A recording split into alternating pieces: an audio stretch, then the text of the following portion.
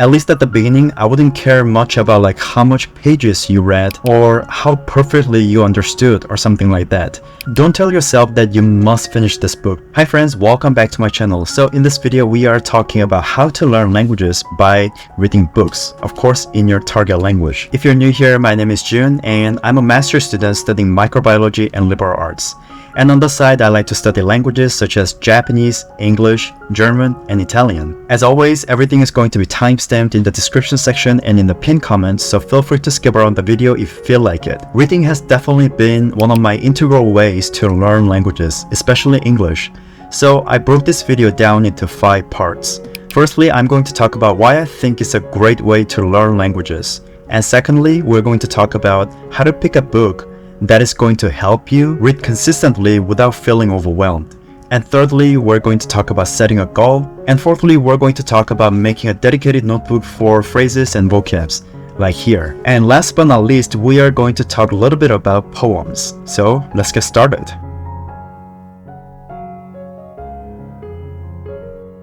When I learn a new language, I think it is always important to surround myself with my target language, whether it is turning on Netflix in my target language, or reading books in my target language, or talking to a native speaker, i.e. living the language. And like I said, I'm a big fan of diversifying my tools and ways to learn languages, because when I learn a new language, I want to be well-rounded in different skills. Firstly, I want to be good at clinical speaking and listening that can be developed by talking to people and watching Netflix. On the other hand, I want to be good at written languages and reading comprehension too. On that front, reading can be a great way to develop those skills. I know that watching Netflix can be a great way to learn languages, and I enjoy watching Netflix in my target language, but just to improve my colloquial speaking and listening skills, depending on the series and movies that I'm watching. Reading books in another language can be a very interesting way to stretch your brain, not only in knowledge-wise, but also in language skill-wise, because reading is a demanding activity that is quite different from listening, speaking, and writing.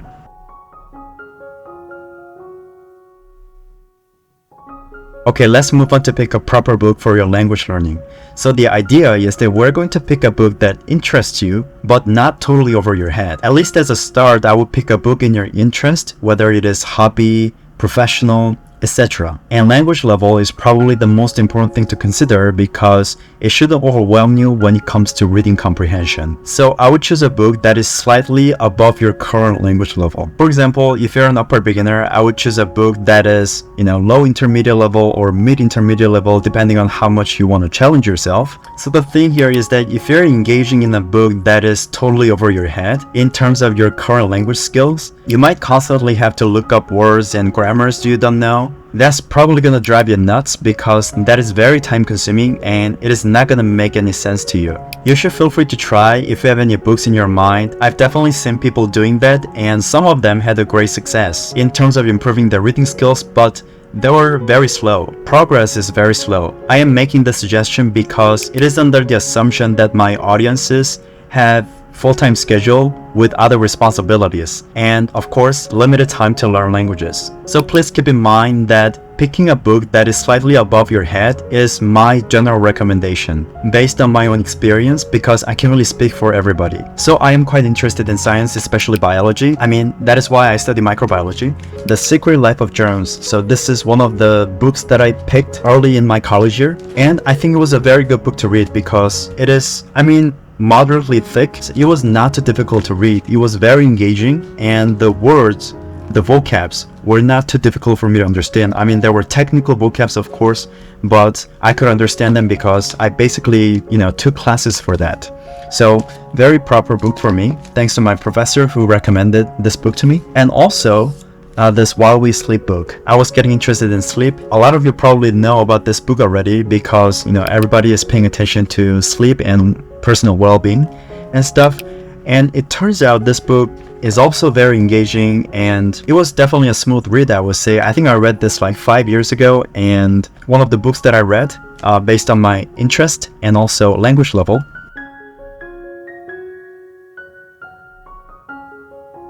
And let's talk about setting a goal. I know that we have a full-time schedule. You might have a full-time job or you might be a full-time student with like part-time jobs. So I think setting a realistic and achievable goal is very important. It's important to talk about how much time we're going to spend on this book per day. So it depends on your language level and what books you chose and your schedule, but I would give myself at least 25 minutes. For me, I wouldn't like to go under 25 minutes when reading a book in another language because, at least for me, if I'm a beginner or intermediate level, it takes a little bit of time for me to start digging into the book.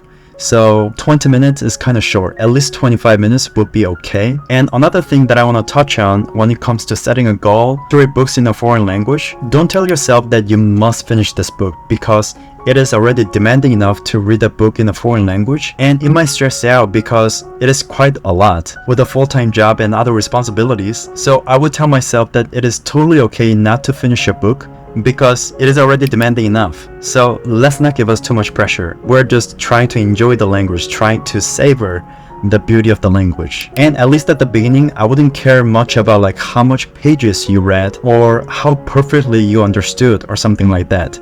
But all I would care about is consistency and probably a little bit of progress, whether it is the number of pages, reading comprehension, just a little bit of progress per day, per week, per month. Because the last thing we want to do is to discourage ourselves at this stage. Before even reading a book, we're just setting a goal right here.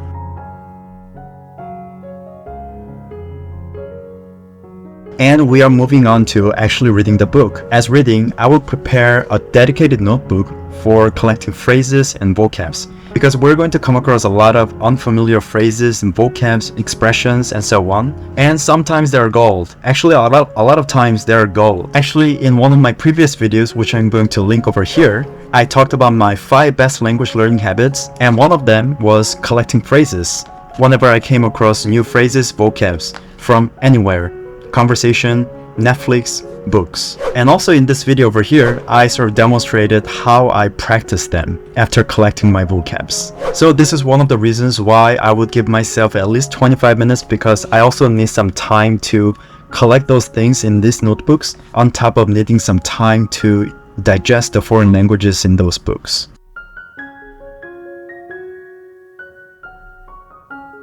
Last but not least, let's talk about poems. This is kind of a bonus section. So when I was challenging myself with reading books in my target languages, I sometimes felt overwhelmed by the sort of like thickness of the books and also the difficult contexts and the number of books that I want to read, because there are just endless number of books that I want to read and I can't finish like every single books, and then they're thick and stuff.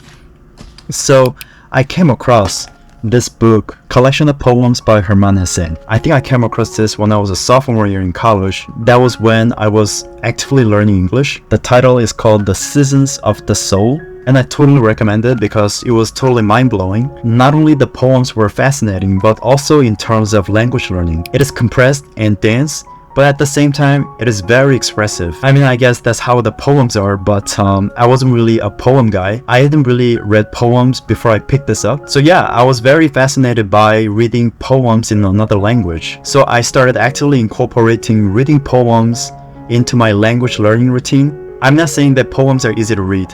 There are still poems that are easy to understand. I'm just saying that if you're interested and if you want to improve your sort of reading comprehension and language skills by reading something, but you're overwhelmed by the thickness of the books and the number of books, that kind of stuff, this can be a very interesting alternative to improve your reading comprehension and how you express your feelings, that kind of stuff, in another language. I guess real quick, I could give an example on what I mean by compressed, expressive, and dense. There's a poem called Books by Hermann Hesse. All the books of the world will not bring you happiness, but build a secret path toward your heart.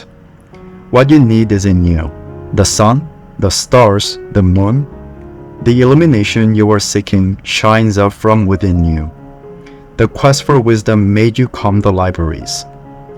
Now every page speaks the truth that flashes forth from you. Yeah, I think this kind of stuff is quite mind-blowing and fascinating, and also it's a good way to sort of like feel something in a foreign language. To be honest, when I went to Germany, I was kind of feeling bad that I didn't read his poems in German. So I ended up picking some books by Hermann Hesse. Wer Liebe kann, ist glücklich. Who can love is happy, I think. And also these. So these are basically Hesse's poems and some descriptions.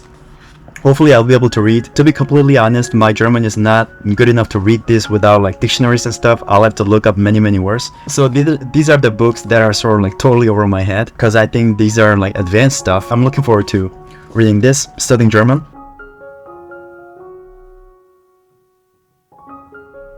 Alright, so this brings us to the end of this video. Thank you so much for watching this rambly video again. If you found this video interesting, I would love it if you could hit the like button, because it helps support the channel with the YouTube algorithm, and consider subscribing if you haven't, because in the following videos I will talk more about language learning, sharing my experiences and journey with language learning and studying abroad, because I'm moving to the United States pretty soon. Yeah, so if you think you've got some value out of this video, you might want to click this video over here where I talk about how to make time for language learning when you have a full-time job.